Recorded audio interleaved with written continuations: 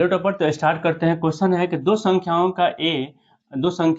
ए और 18 का लॉसा, लॉसा मतलब होता है एलसीएम। ठीक है, एलसीएम 36 है तथा मौसा, मौसा क्या है एचसीएफ, मौसा कितना है 2 है, तो ए का मान ज्ञात करें। एक सूत्र था पहली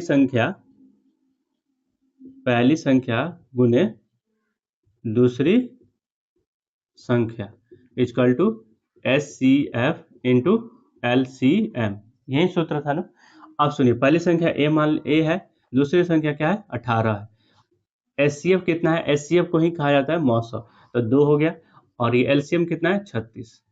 ठीक है, अभी ए को ए रहने दीजिए यहाँ पे, 2 गुने 36 बटा 18, 18 दूनी 36, अभी 2 2 4, इसका मतलब आंसर क्या हो जाएगा सी। इजी है कि नहीं? इजी क्यों है? क्योंकि ये पहली संख्या तथा दूसरी संख्या याद होगा तभी इजी है। ठीक है, अगर याद नहीं होगा तो फिर नहीं होगा। पहली संख्या गुने दूसरी संख्या इक्वल टू एलसीएम गुने एचसीएफ। एलसीएम याद रखिएगा, एलसीएम को कहते हैं मौसा, एलसीएम को कहते हैं लॉसा, एलसीएम को कहते हैं मौसा। एक और क्वेश्चन इसी में, यदि पी तथा क्यू दो आभाज्य संख्या है तो मौसा ज्ञात कीजिए। पी आभाज्य संख्या, तो इसको हमेशा अंजादी रट लीजिएगा कि 1 होगा।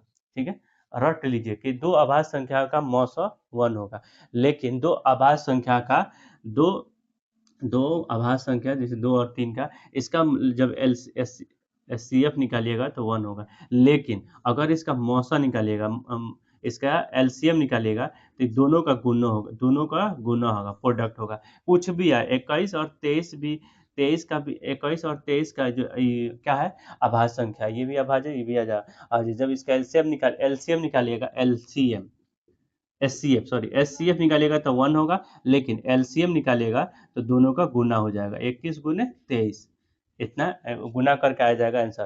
तो क्या समझ में आया? कोई भी चीज का मौसा मतलब एचसीएफ 1 होगा। कोई भी दो अभाज्य मतलब जो सिर्फ एक से और खुद से कटे, उसी को कहते हैं अभाज्य संख्या। ठीक है, तो याद रखिएगा 1 होगा। अभाज्य संख्या किसे कहते हैं? जो खुद से, एक से और खुद से कटे उसी को अभाज्य संख्या, मतलब 2 ही से कटे, उसके अलावा कुछ भी से नहीं कटे, उसी को अभाज्य संख्या कहते हैं।